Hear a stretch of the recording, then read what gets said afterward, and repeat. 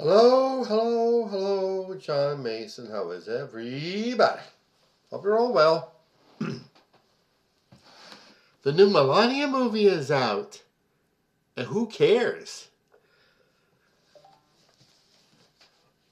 It's a way for Amazon uh, owner Jeff Bezos, and by the way, he also owns MGM Studios, which produced this useless waste of celluloid,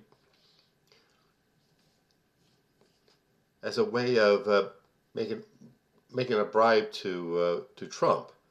Melania gets either 28 or $29 million for it,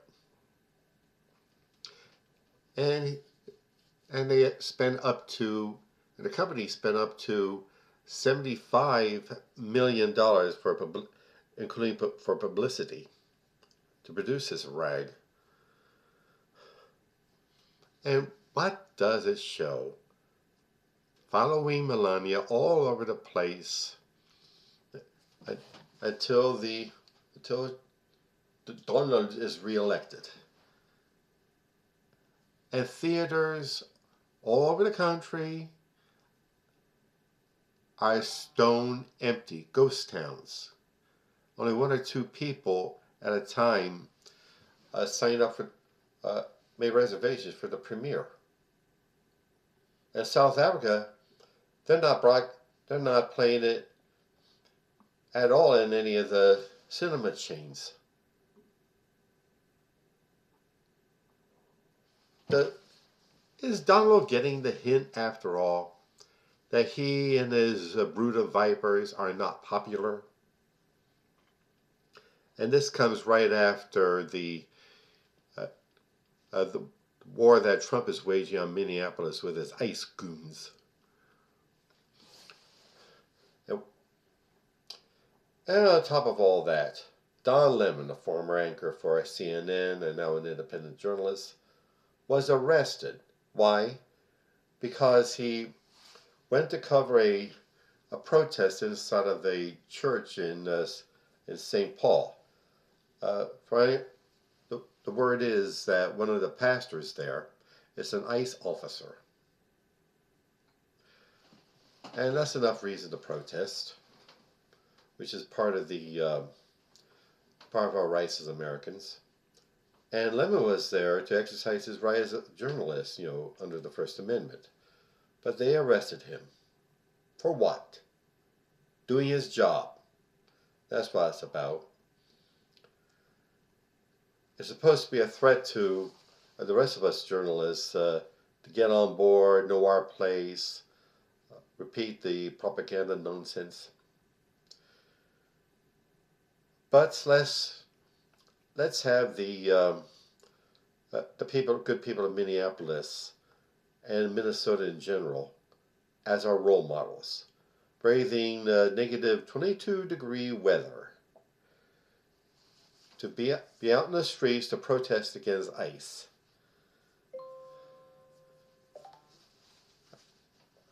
And trust me, right now in Philadelphia is about going to be the high is going to be 29 degrees. I can't handle that. But let's support them however we can, and support any efforts to prevent ICE from entering our cities. There's been talk about ICE activity in Philly. I believe they've been in Philadelphia, and I don't believe it gets enough media attention that deserves. But we need to be informed of whatever they're doing wherever they are, and keep ourselves organized and informed against them. There's this group, Juntos, an immigrant rights group, that's been very keen on monitoring ICE activity. They're a good resource. Look them up. And also the American Civil Liberties Union, they always have these these lists of what you should do, what are your legal rights if ICE should come to your door. I don't personally, I don't know what they are, but one stands out for me.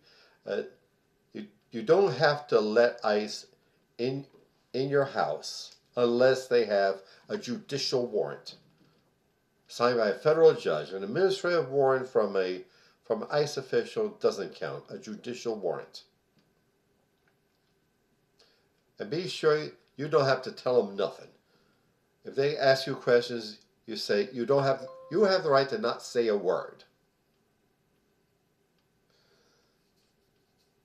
And I must say something about the recent incident with Ilhan Omar, the congresswoman from Minnesota, who is Somali American, and the Somali American community in Minneapolis has been facing terrible abuse by ICE. She spoke up against ICE and for the people of Minneapolis. And some genius has the bright idea to squirt some liquid on her, which turned out to be apple cider vinegar. Some thought it was deer urine, which hunters spread around to attract deer so they can shoot them.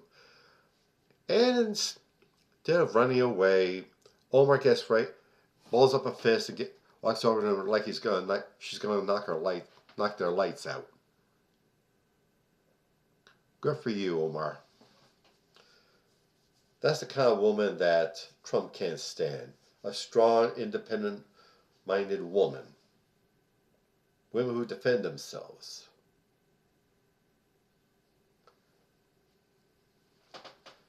So let's keep it up.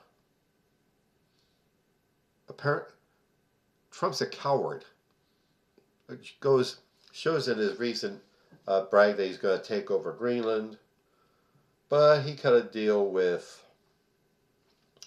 Greenland and Denmark and the other European nations, which is the status quo. He gets nothing. He loses nothing and he gets nothing. So it's all for nothing, his hype and belligerence. So like I said, stand up to Trump, stand up to ICE, and they back down. And on that cheery note, advertisements. All this work I do on my media, my blog, my YouTube channel, my podcast, my poetry, my fiction, they're all work. And I need to be paid for my work. To compensate myself for the money I shell out to put my material on these platforms and hopefully raise it to a higher level.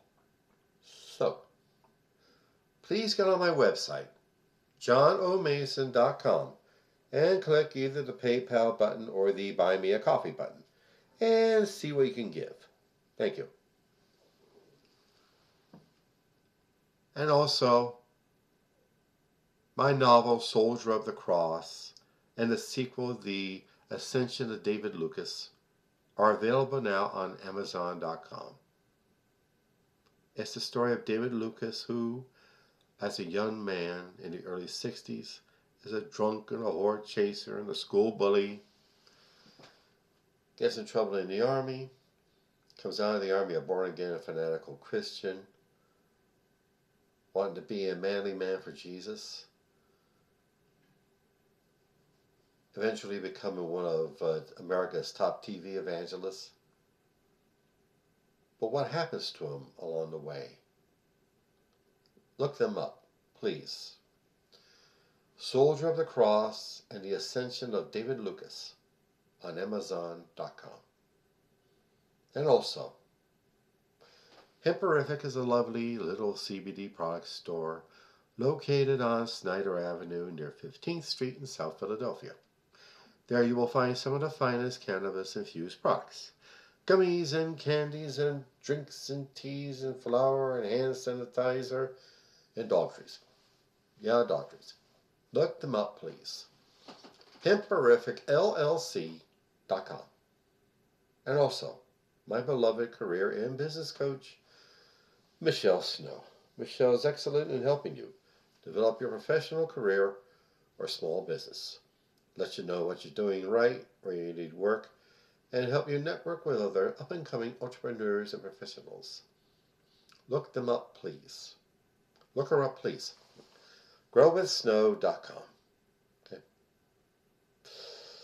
Alrighty then. That's the work cut out for us. This regime is trying to intimidate us into submission and silence. But let's follow the example of the people of Minneapolis and St. Paul and Don Lemon and Ilhan Omar. You stand up to these thugs and bullies, they back down. Keep that in mind. Okay? Shabbat Shalom. Have a good weekend. Bye.